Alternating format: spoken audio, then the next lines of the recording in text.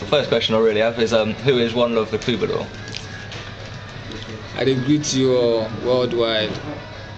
Wanlov the Kubulor be human being wey dey born am for Ploiești, Romania, where im poppy from the Ashanti region of Ghana. So I be Romanian and Ghanaian living in Ghana. I be musician. What I dey do, then they call am Pidgen music. Where Pidgen be broken English mixed with other languages from Ghana. That's about it. Yeah. Beautiful. So how do you feel that Wanlov is reflected in the music that you make? For you me, talked about the Pidgen English, so yeah, for me, the Wanlov name came about because, first of all, like I used to walk around with dreadlocks, and people would just say Wanlov, Wanlov, Wanlov, thinking that I was a reggae artist or something, just hailing me that way. But then it hit me like if I call myself Wanlov, if I use that as an artist name, it might speak to the people's subconsciousness about the original message of Wanlov, so unity. And for a long time, I went through a process where I was identifying myself more with my African roots than with my European roots.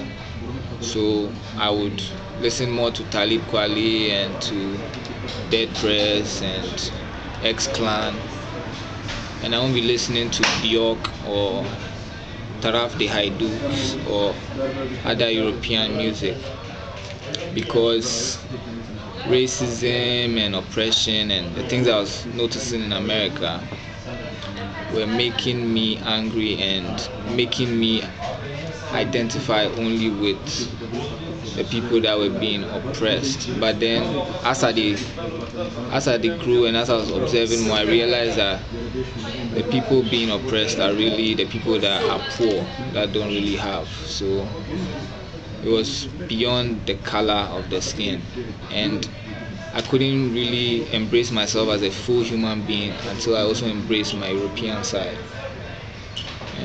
So Wanlov is just about, the name. I believe I identify with a lot because I was finally able to love myself wholly as a human being.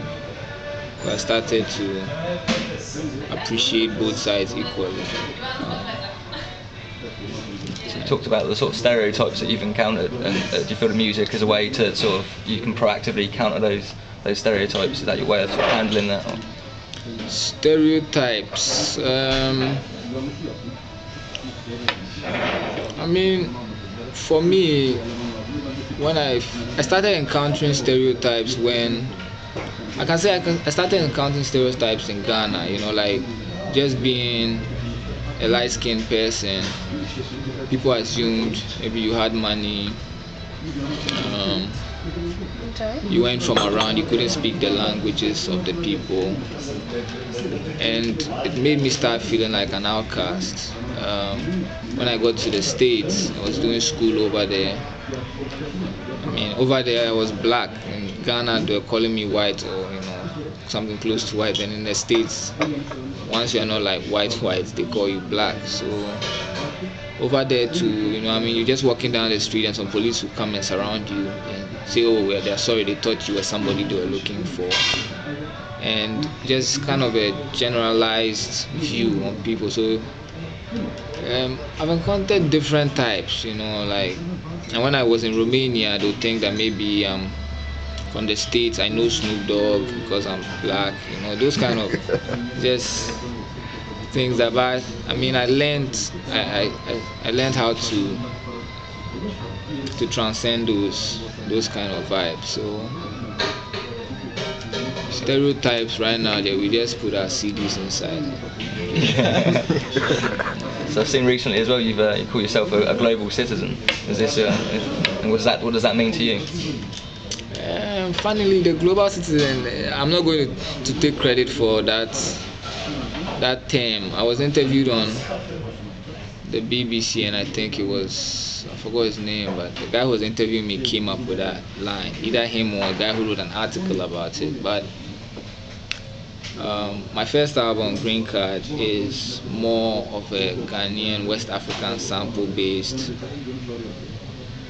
musical piece, and it started being done as I was still coming to grips with like my full self. So now that I plan for my next album to also have European influences from the kind of music I grew up and heard my mother listening to around the house, opera, classical, gypsy, manele, that whole vibe of appreciating every side and then just using all aspects of music to create or to represent myself wholly. I feel that is what makes me a global citizen, a way to just express myself in my own way, but have other people able to relate to it worldwide. One question: where have some of your fans come from that you've been surprised to hear of? Right? You have fans in strange places, or? Yeah, I mean everywhere. I mean, Malta, Argentina, Iceland. There's a DJ Mech from Poland playing my music. So I can't. Australia, Japan. It's just like, I mean, right now, thanks to the internet too, there's nowhere really that people you can't reach. So yeah.